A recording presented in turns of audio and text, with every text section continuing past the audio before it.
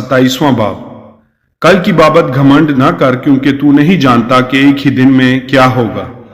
غیر تیری ستائش کرے، نہ کہ تیرا ہی منہ بیگانہ کرے، نہ کہ تیرے ہی لب۔ پتھر بھاری ہے اور ریت وزندار ہے، لیکن احمق کا جھنجھلانا ان دونوں سے گران تر ہے۔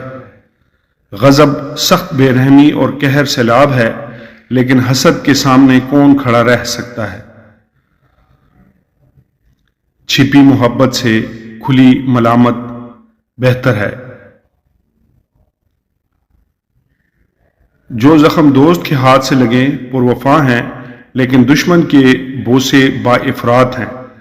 آسودہ جان کو شہد کے چھتے سے بھی نفرت ہے، لیکن بھوکے کے لیے ہر ایک کڑوی چیز میٹھی ہے۔ اپنے مکان سے آوارہ انسان اس چڑیا کی مانند ہے جو اپنے آشیانہ سے بھٹک جائے۔ جیسے تیل اور عطر سے دل کو فرحت ہوتی ہے، ویسے ہی دوست کی دلی مشورت کی شیرینی سے۔ اپنے دوست اور اپنے باپ کے دوست کو ترک نہ کر، اور اپنی مصیبت کے دن اپنے بھائی کے گھر نہ جا، کیونکہ ہمسایہ جو نزدیک ہو اس بھائی سے جو دور ہو بہتر ہے۔ اے میرے بیٹے، دانا بن اور میرے دل کو شاد کر، تاکہ میں اپنے ملامت کرنے والے کو جواب دے سکوں۔ ہوشیار بلا کو دیکھ کر چھپ جاتا ہے، لیکن نادان بڑھے چلے جاتے اور نقصان اٹھاتے ہیں۔ جو بیگانہ کا ضامن ہو اس کے کپڑے چھین لے، اور جو اجنبی کا ضامن ہو اس سے کچھ گرو رکھ لے۔ جو صبح سویرے اٹھ کر اپنے دوست کے لیے بلند آواز سے دعائے خیر کرتا ہے، اس کے لیے یہ لعنت محسوب ہوگی۔ جھڑی کے دن کا لگاتار ٹپکا اور جھگڑالو بیوی یکساں ہیں۔ جو اس کو روکتا ہے ہوا کو روکتا ہے، اور اس کا دہنا ہاتھ تیل کو پکڑتا ہے۔ جس طرح لوہا لوہے کو تیز کرتا ہے، اسی طرح آدمی کے دوست کے چہرہ کی آب اسی سے ہے۔ جو انجیر کے درخت کی نگہبانی کرتا ہے اس کا میوہ کھائے گا، اور جو اپنے آقا کی خدمت کرتا ہے عزت پائے گا۔